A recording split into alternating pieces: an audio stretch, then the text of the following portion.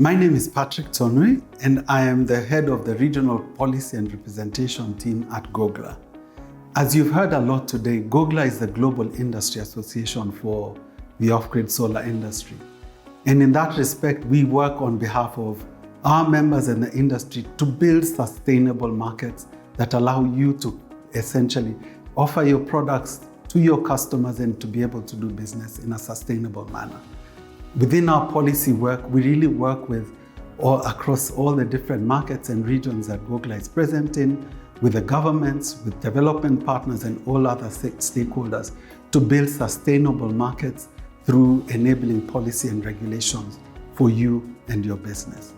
So why should you as a business be interested in the work that GOGLA is doing, and why should you engage? Or why do you think policy matters? Public policy is a big determinant about if you and your company have a market for your product or your service. Secondly, policy is extremely important in setting the rules by which you're able to offer your product size, what other performance requirements may be for your market, and what you need to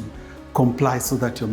product can actually enter in that market. Thirdly, we know that public policy is very important in also establishing the rules and regulations by which you would be able to operate in different markets as a business. And sometimes policy changes or macroeconomic changes in a specific country can take a market opportunity and really expand it on one hand, or essentially kill it on the other hand. And we think that as GOGLA, we work on behalf of our members to really anticipate and understand what's happening and drive this conversation constantly with development partners, with governments and other stakeholders.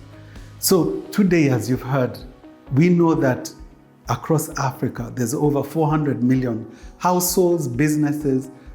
communities that don't have access to energy. And we, through the big programs you've heard about, like the M300, that's being anchored by the World Bank, the Africa Development Bank and other development partners, is catalyzing finance to make sure that we can respond to that through all the approaches, of which off-grid solar products is a key component. So what we've seen today, and driven by both the energy access challenge as well as the market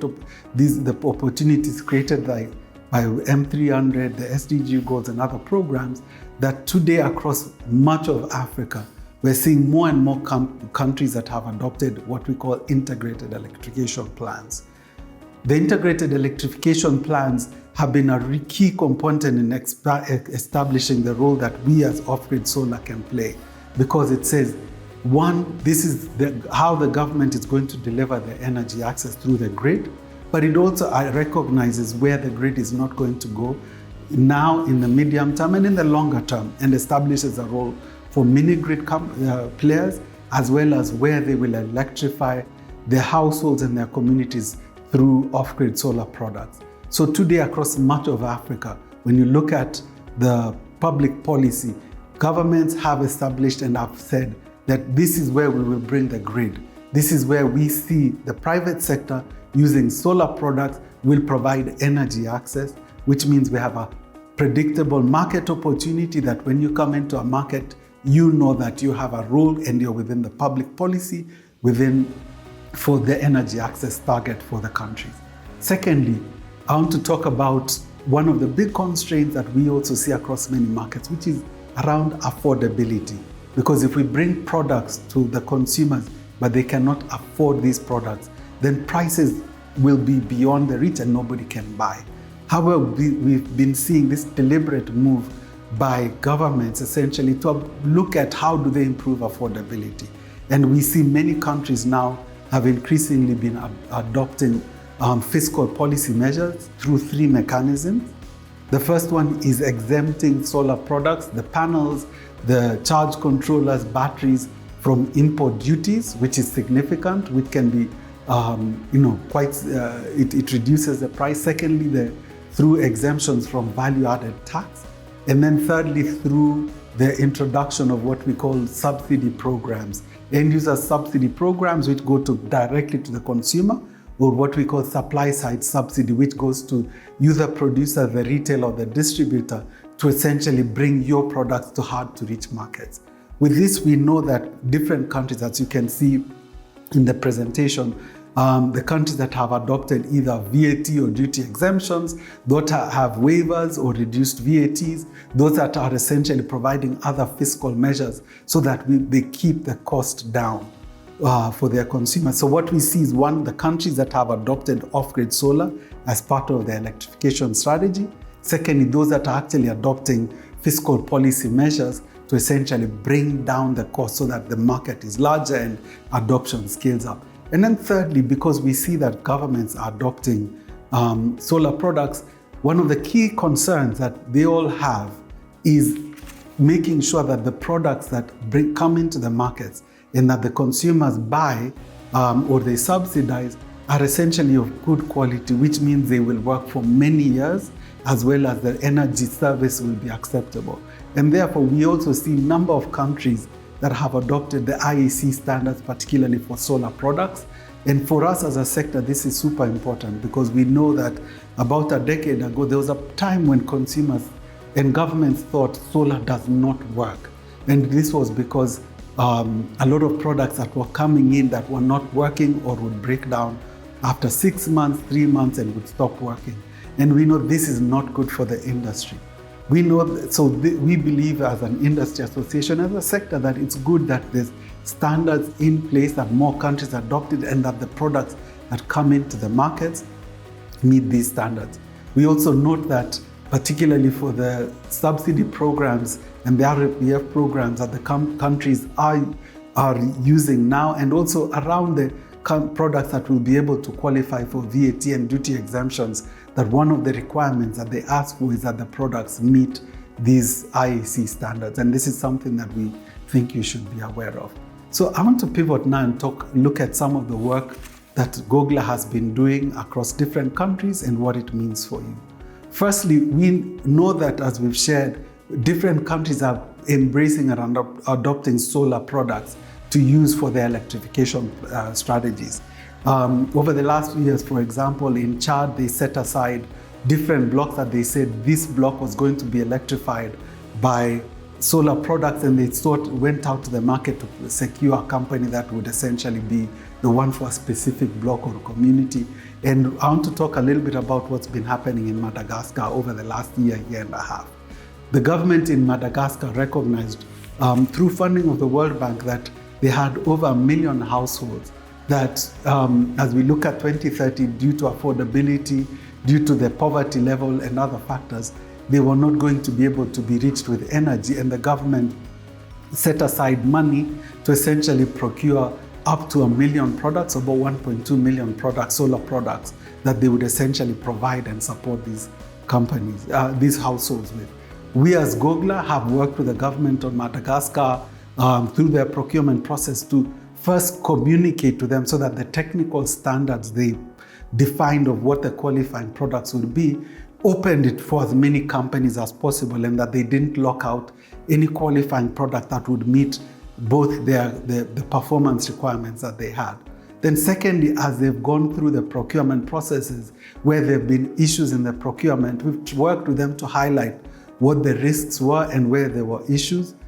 so that would be corrected. And we are pleased that we've seen where there were issues, those tenders were stopped, and through working with UNOPS, they've tried to correct them, and they're still working through this because we think the opportunity to provide 1 million solar home systems is significant, but it needs to be done right. And it needs to open it for as many companies to participate as possible instead of locking it out and having only one company or one product participate. Secondly, when we look at measures to drive affordability, which is the subsidy programs that are both end user and supply side subsidy, between 2020 and about 2024, there was a program in Nigeria called the Output-Based Fund, or OBF, for which now there's a follow-on program because it was extremely successful, called the DARES. However, during the Output-Based Fund, the program was extremely successful, and we know a number of companies, and including some that are in the audience today, benefited from them. It allowed them to establish a footprint in Nigeria. It allowed them to offer their products to their retailers and distributors at subsidized cost, which means the uptake and the scale was really significant and fast. However, we also as an industry noted that without proper communication, without giving signals and allowing the companies that were participating to know what the drawdown of that fund was, at the end of it, the program was extremely successful, which the downside was the money ran out. But we worked with our members, with the industry, as well as with the Renewable Energy Agency and the World Bank that was funding it, to look at the end of the program, how much money was left, how much products or companies had provided to their customers, and to address into the gap in terms of funding, so that at the end of it, companies were not left with products that they sold with an expectation that a subsidy would come in, but it didn't come in. And we are glad that we know that some partial payments were secured so that companies did not lose from the products that they sold under the program. Lastly, I want to talk about the work that we've been doing in Kenya over the last few years. We know that many countries, particularly across Africa, are also struggling to raise revenue. And in this regard, they're looking at where is it that they are not collecting taxes or VAT so that they introduce this VAT. However, we do know today in Kenya, about 20 or 25% of households that have energy access get it through solar products, and the 25% of Kenyans that are yet to be reached using by energy will likely be served by solar products. So we worked as an industry when this proposal was going through the National Assembly to communicate to parliamentarians about the impact that the VAT or the exemptions have had to drive down costs, as well as the communities that we are looking to serve. We were able to sensitize them and bring to their attention which communities would be impacted by the introduction of VAT. And we were very pleased that the parliamentarians recognized that this VAT on solar products would only be paid by those who don't have energy access. And because of that, they thought it's very important to keep the VAT taxes off the solar products for now. And because of that, we know that the prices remain lower in Kenya, up to 16% lower because of not having VAT on the products. So what are the key takeaways we want to bring to you as we conclude? One, it's really important as you as manufacturers or producers look to enter markets to understand the changes in policy, what the governments are doing, what programs are coming online, and then what are the risks and potential for you as an industry or as a company, and how do you engage? Because if you work or engage as an individual company, it's not as powerful as if you go as an industry sector, and also not just as a manufacturer, as a producer, but also working and bringing your local distributors and retailers who are also the ones that are serving customers, that have jobs and are employing people and are paying taxes locally, to understand what's going on, and also to now communicate to the government the right action that would really help us to create sustainable markets, allow us as an industry, help governments to reach their national energy targets, that we can also come in, be taxpayers, be employers, be job creators, also begin to look at how we can also enter to be assemblers or local manufacturers, if that's the right move for you as a company, so that we create the most enabling policy and regulatory environment for you to do business sustainably. We invite you to join us at our upcoming Global Off-Grid Forum in October, and to also work with us as GOGLA so that we can support you in your business enter the markets that we are working on. Thank you.